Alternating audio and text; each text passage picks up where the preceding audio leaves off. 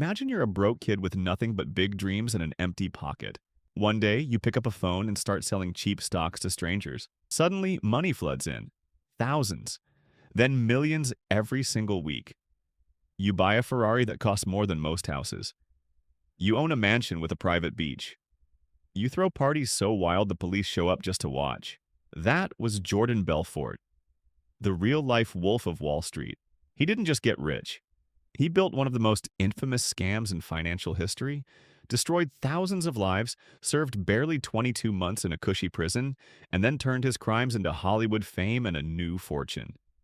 And the wildest part? A lot of people still cheer for him. Stay with me.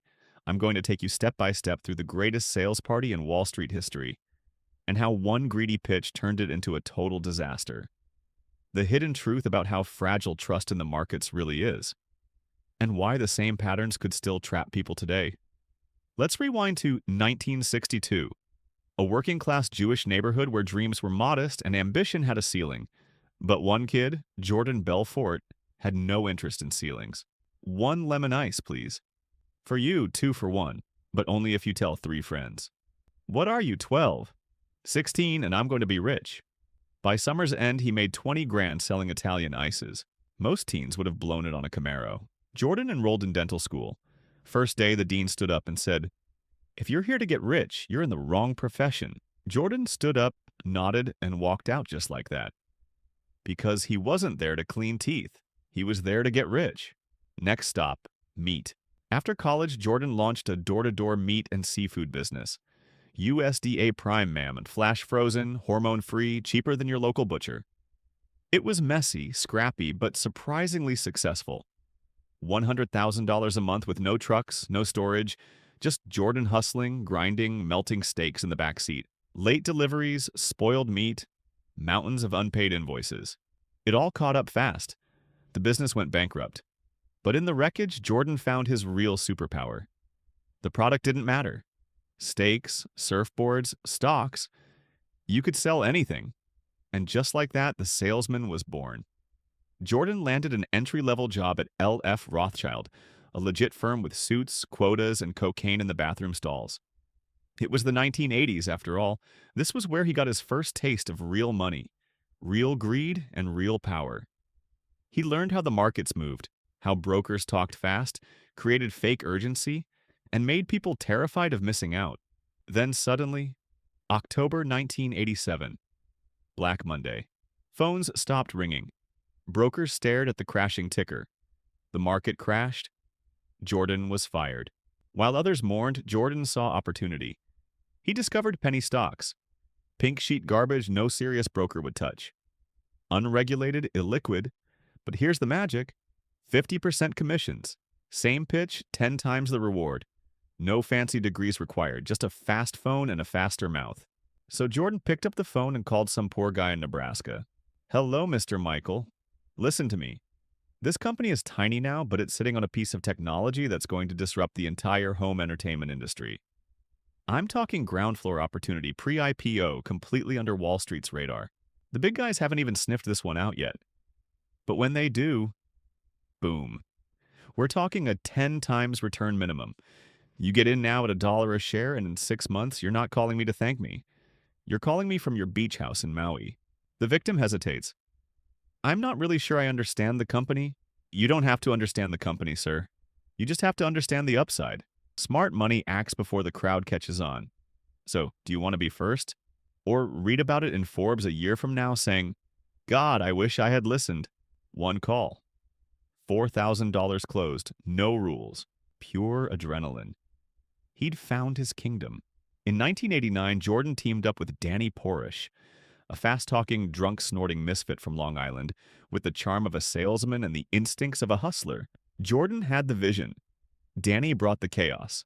Together they were dangerous. They founded Stratton Oakmont. The name sounded prestigious, like it had a 100-year legacy and leather-bound books. In reality, it was a strip mall boiler room with flickering lights, mismatched desks, and exactly zero regulatory oversight. Jordan didn't want experience. He wanted hunger. He hired bartenders, college dropouts, and neighborhood hustlers. Then came the training, Straight Line Persuasion.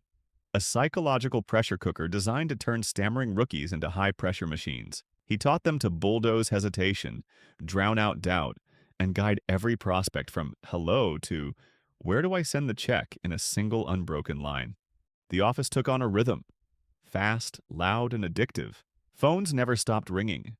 The energy was electric, the egos were growing, and so was the money. Stratton targeted the forgotten investors, working-class retirees, desperate parents, the people Wall Street ignored. They sold them hope wrapped in urgency, dressed in false certainty, backed by made-up projections. At first it was obscure penny stocks with names like BZZT, companies that barely existed outside their own press releases. But once the money started flowing, the schemes evolved into real IPOs. Here's exactly how the pump and dump worked. 1. Jordan and his inner circle quietly bought millions of cheap shares for pennies each. 2. The sales floor turned into a hype machine. Brokers called thousands of people every day with the same scripted lies. Ground floor. 10 times return? This is going to explode. 3. As victims bought, the price pumped higher and higher. 4. At the peak, Jordan and his team secretly dumped all their shares for massive profit. 5. The stock crashed. Victims were left holding worthless bags. Life savings gone.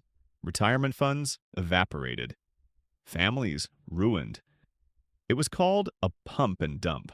At Stratton Oakmont, it was called Another Tuesday. They made over $100 million in just a few years. Jordan personally took home tens of millions while hiding massive commissions. The lifestyle became legendary. Lamborghinis, a helicopter, a 37-meter yacht named Naomi after his wife. Mansions, Rolexes tossed like candy to top brokers. The office became a carnival. Screaming phones, air horns, testosterone, $2,000 suits, and enough narcotics to kill a rhinoceros. Top performers were treated like royalty. Underperformers were humiliated and cut loose in hours.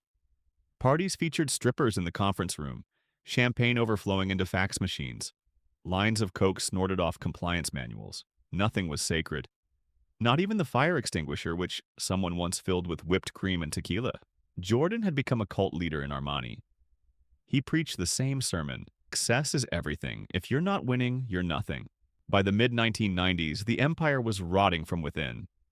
The SEC had flagged suspicious filings. Complaints piled up from investors who bought at $7 and watched it crash to 30 cents. Internally, brokers started asking questions. These companies had no revenue, no product, sometimes no working phone number. Management's answer? Close the deal or get out. Millions were funneled offshore through shell companies, aunts' accounts in the UK, and Geneva trusts. Cash was smuggled in envelopes sewn into a housekeeper's bra. Jordan called it asset protection. The FBI called it laundering. Drug use went from reward to necessity. Quaaludes slowed their speech. Cocaine sped them back up. People passed out during calls. One broker had a seizure on the sales floor. Fights broke out constantly. Jordan's marriage was disintegrating. He crashed his Ferrari into a pillar while high on Quaaludes with his 3-year-old daughter in the passenger seat.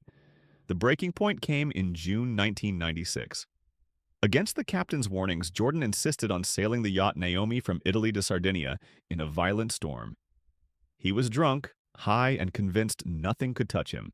The boat took on water in the Mediterranean. The Italian Navy rescued the family and over $2 million in jewelry and narcotics. The yacht was destroyed. Back in New York, the walls closed in. Forbes and the Wall Street Journal started investigating. Former employees flipped and wore wires.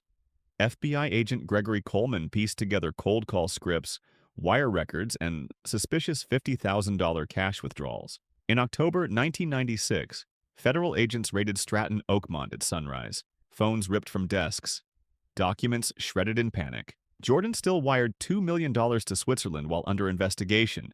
That single transfer became the final nail. Facing up to 30 years for wire fraud, securities fraud, and money laundering, Jordan did what he always did best. He sold. He cooperated, wore a wire, and handed over dozens of former friends and employees. Over 30 people were indicted. Some served more time than he did. In 2003, he was sentenced to 4 years but served just 22 months in a minimum security prison with tennis courts and no armed guards. There he met Tommy Chong, who told him, "Write it down." Jordan listened. In 2007, he published The Wolf of Wall Street, a memoir that read more like a victory lap than a confession. No apologies, no remorse, just yachts, orgies, fraud, and punchlines. In 2013, Martin Scorsese and Leonardo DiCaprio turned it into a global blockbuster. Audiences laughed. Jordan became a pop culture icon, motivational speaker, and sales coach. The court ordered him to pay $110 million in restitution to 1,513 victims. To this day, only a fraction has been paid. A teacher lost her retirement. A war veteran lost his life savings. Families remortgaged homes. They got no movie deals, no closure. The rest of the money vanished into offshore accounts and legal loopholes. So, what is the powerful lesson from the Wolf of Wall Street for us living in 2026? The same dangerous patterns are still present today. Easy ground floor promises. Heavy pressure to invest fast. The seductive belief that this time it's different and you'll miss out forever. When greed, hype, and hidden commissions combine with blind trust, the results can be catastrophic. The warning signs are almost always there in the artificial pumps, ignored fundamentals, and overconfidence. The hidden truth: markets are not invincible. They are built on trust and real value. When those break, everything can unravel in weeks. Yet Jordan's story also shows us something even more important. Real wealth is built by creating value, not by pumping and dumping dreams. Recovery is possible, better decisions can be made, and understanding these patterns gives you the power to protect yourself. If you learned something valuable today and want more powerful, eye-opening stories about money, scams, wealth secrets, power, and the hidden forces that shape our world, hit subscribe and ring the bell. Because once you understand how these games work, you stop playing the victim and start protecting your future. Thanks for watching, friends. Stay smart with your money, stay sharp. See you in the next one.